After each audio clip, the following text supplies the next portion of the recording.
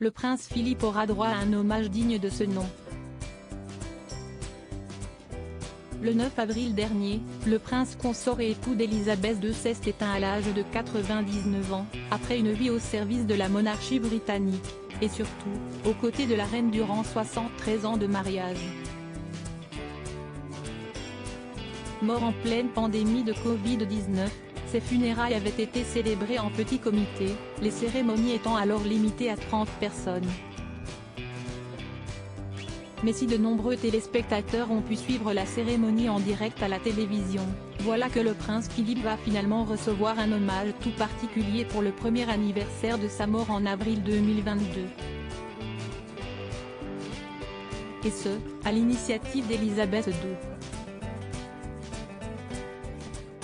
La reine a donné son accord à la tenue d'une cérémonie d'action de grâce pour la vie de son Altesse royale le prince Philippe, duc d'Édimbourg, au printemps 2022 à l'abbaye de Westminster, a ainsi annoncé dans un communiqué le palais de Buckingham, relayé par Ouest France.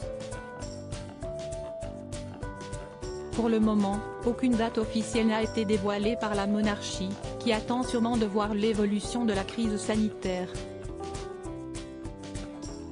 Ce sera notamment l'occasion pour ceux qui n'ont pas pu assister aux funérailles du prince Philippe de lui rendre hommage, lui qui avait toutefois reçu les honneurs de sa famille quasi au complet, avec la présence de son épouse, de ses enfants, mais aussi de ses petits-enfants et quelques proches, comme son amie Pénélope Knatchbull.